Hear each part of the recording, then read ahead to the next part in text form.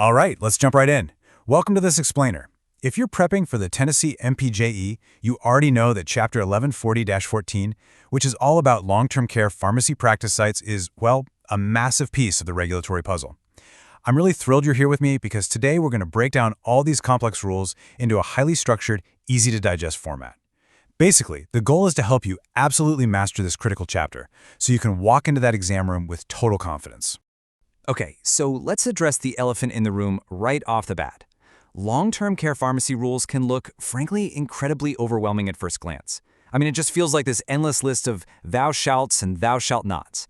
But here is the secret. The MPJA usually tests very predictable patterns. The examiners basically just want to know if you understand who's ultimately responsible, exactly how drugs are controlled, what specific records are required, and what legally happens when the pharmacy actually closes. So once you start seeing those patterns, the law becomes this logical system, rather than just some intimidating list you have to memorize. So before we really get into those patterns, I want you to just take one slow breath in and slowly breathe out. Drop your shoulders a bit. You are building the legal judgment needed to protect vulnerable patients in long-term care settings. You already have the knowledge. Now we're just kind of refining it so you can recognize those tricky pharmacy law traps with total ease. You've totally got this. To make this perfectly clear, we're going to use a simple cognitive filing cabinet. We'll organize the Tennessee long-term care rules into 6 fundamental pillars. Those are people, place, orders, control, access, and accountability. Every single regulation in this chapter fits neatly right into one of these 6 buckets. All right, starting us off is Pillar 1, People. Notice the stark contrast here between the two key pharmacist roles in a long-term care setting. The MPJ absolutely loves to test these boundaries. So on one hand, we have the pharmacist-in-charge, or the PIC. The PIC is the central accountable person. I mean, they direct the pharmacy, establish all the written policies and procedures, and they mandate participation in drug policy committees. Then, on the other hand, we have the consultant pharmacist. Their role is distinctly clinical and supportive. They're handling drug therapy assessments, ensuring safe medication use, and providing in-service education for the healthcare team. Really drill this memory phrase into your mind. The PIC owns the system, while the consultant supports safe use. Moving right along to Pillar 2, Place. The physical footprint of a long-term care pharmacy practice site isn't just, throwing a desk in a closet. The Tennessee board requires a sanitary, well-lighted, and enclosed space.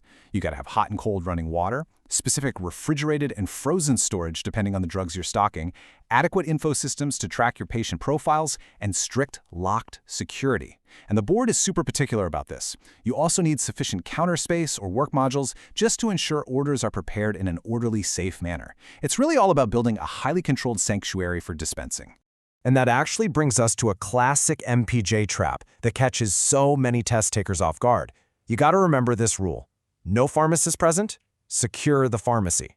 Now, if the pharmacy practice site is located directly within a long-term care facility, a pharmacist has to be accessible within that facility. But if no pharmacist is physically present inside the actual pharmacy space, the practice site itself must be completely closed and securely locked. You absolutely cannot just leave it open for nursing staff to wander in and grab whatever they need. No way. Okay, let's jump to Pillar 3, Orders. So, the crucial, completely non-negotiable point here is this. A pharmacist must review all prescription orders before the drug is first dispensed. It's an absolute safety check. However, the law does recognize clinical reality. So if a medication is already available in the facility's floor stock and it needs to be administered urgently to prevent patient harm, the order can actually be carried out first.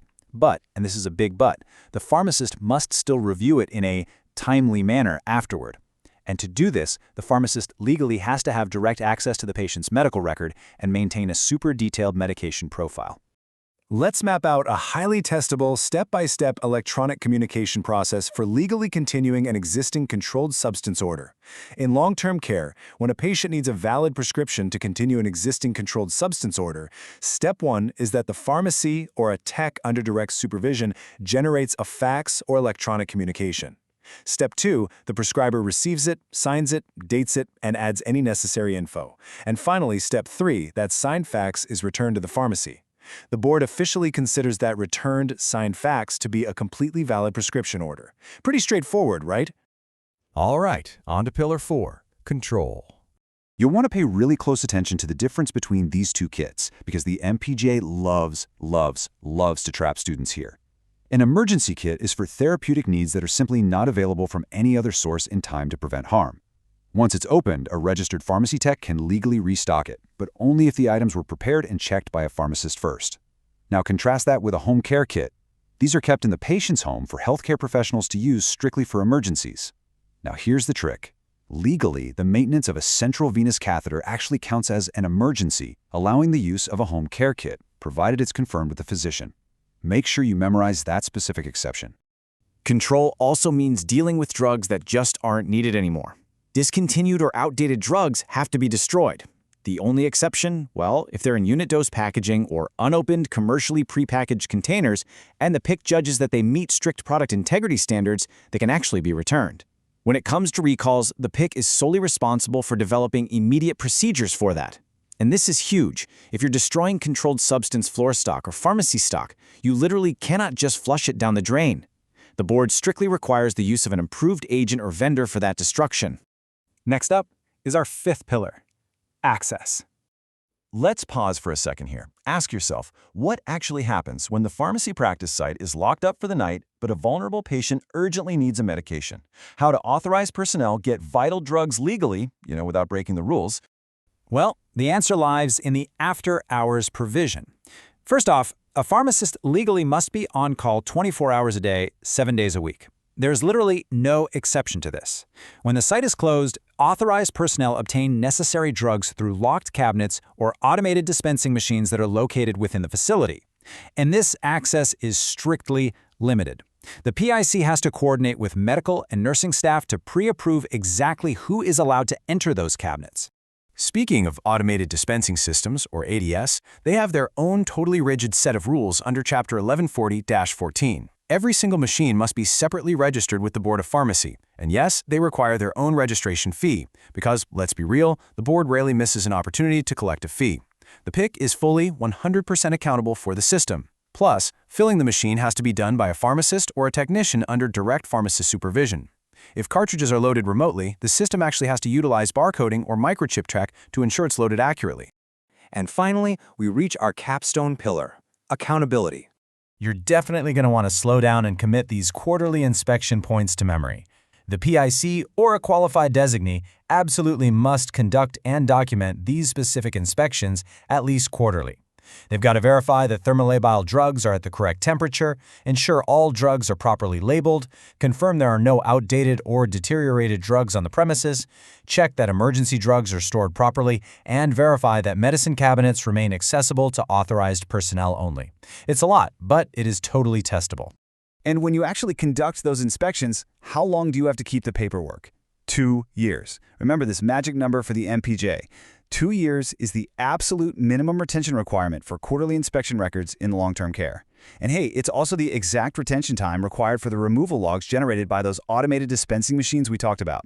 Honestly, whenever you see a record-keeping question for long-term care in Tennessee, 2 years is almost always your safest bet. As we wrap up this explainer, I want to leave you with one final thought to chew on. As you prepare for your exam, how will mastering these 6 pillars empower you to protect the vulnerable patients relying on your long-term care pharmacy license? The MPJE isn't just some annoying hurdle you have to jump over. It's the ultimate safeguard ensuring that you actually have the clinical and legal judgment to keep patients safe. You've got the patterns now: people, place, orders, control, access, and accountability. Trust your preparation, rely on the structure we've built together today, and go crush that exam.